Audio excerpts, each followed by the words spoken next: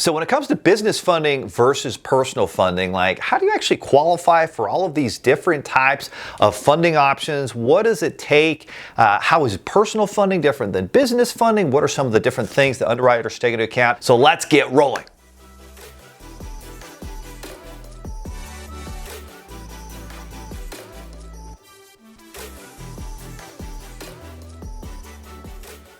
All right, my friends, so any questions you have about this, post some comments. We want to hear from you. We want to know what you're thinking and what questions you have about business funding versus personal funding.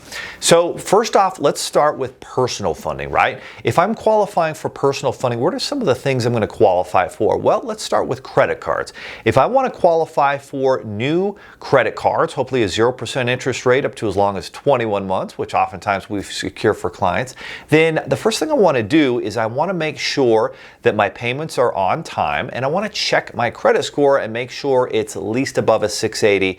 If it's not, I have zero chance of getting approved. The next thing you want to check is, are your credit card balances reporting to the credit bureaus below at least 45%?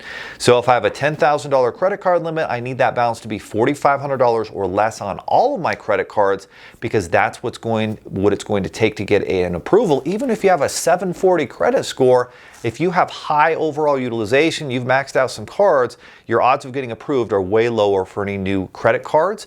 But if you're trying to qualify for a car loan, you're going to need, again, decent credit to get the lowest interest rates, probably a 750 or better to get the lowest interest rates, but at least a 680 to get, pretty competitive rates. Now you can go all the way down to a 600, maybe even less than that, and get some really high interest rates. But because they have collateral there, they're comfortable doing that, and that's where they're going to give you a very high interest rate. But the other thing they're going to look at, more important or just as important to your credit, is debt to income ratio. So what are your total payments on credit minimum? So if you got a mortgage of $1,000 a month, a car loan of $400, and a credit card of $200, you got $1,600 in total monthly payments. You divide that by $5,000 in your gross monthly income before taxes. That's going to give you a debt ratio of somewhere in the neighborhood of about 32%. And if you can keep that debt ratio below 40-45%, you're going to be in a good position to qualify for car loans. Homes, same thing. Debt to income ratio is going to be very important. They want to see your mortgage payment probably below 30% of your gross monthly income. So if you're making 10 grand a month, your new mortgage payment should be $3,000 or less. There are exceptions. Sometimes go up to 35% or $3,500 on a $10,000 monthly income, and you can qualify for a new home. Student loans, they're not going to generally look at your income because, hey, you're a student. You probably don't even have any income, which is absolute insanity. Hey, you're 18 years old. Let's give you a $100,000 student loan so that you can pay that for the rest of your damn life, and you can't even include it in a bankruptcy. Not my favorite thing. I'd rather you go to an in-state school, pay that lower tuition, work while you go to school, and graduate with no student loan debt. That is absolutely the way to do it. Please make that consideration. Qualifying for student loans is usually just a 650 or better credit score, so not too high. Unsecured loans are going to look at, just like auto loans, you need to have a debt ratio below probably 45%. There are exceptions, maybe around 50-55 if you make over $100,000 a year. And you're going to need at least a 650 FICO score, and in most cases probably a 675 to really have a good shot at getting a personal loan. No collateral required. So that's all of the personal funding. Let's look at all of the business options. So if you're going through the business funding marketplace, let's start out with some of those 0% interest business credit cards. You're going to need, obviously, a business entity, hopefully an LLC or such, that is active with the state websites. And since it's business, it's actually a little bit more harder to qualify than personal cards.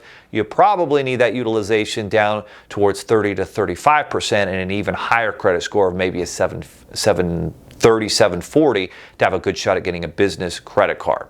And then when it comes to business lines of credit, they're going to obviously want to see good credit score, so probably a 680 or better, and they're going to really scrutinize your business bank statements. And so what that means is, do you ever put your bank balance in the negative? Do you bounce checks? Do you bounce payments where you have overdraft fees? And that's just really horrible. They never want to see that. Another factor is, are you actually making money? You need to have a good average daily balance. If you're doing $50,000 a month in sales, hopefully you're maintaining a balance of $10,000 to $15,000 on average each day. And you'll see that on your bank statement because it will show you what your average daily balance is. And that's going to be a big factor in determining whether you can get a business line of credit credit. Also, any type of short-term business loan is going to be very much heavily focused on how you manage your business bank statements. So that's going to be that. And then if you're looking for SBA equipment and commercial real estate, now it's going to come back to debt ratio for you personally, and then also what they call global debt ratio, which is going to take into account not only your personal, but also the business. And so what they're looking for there is that you have enough money left over each month based on what your business tax returns show in net income. And again, in spite of all the misinformation out there, you're going to need good personal credit. You're going to need that 680 credit score most often if you're a homeowner.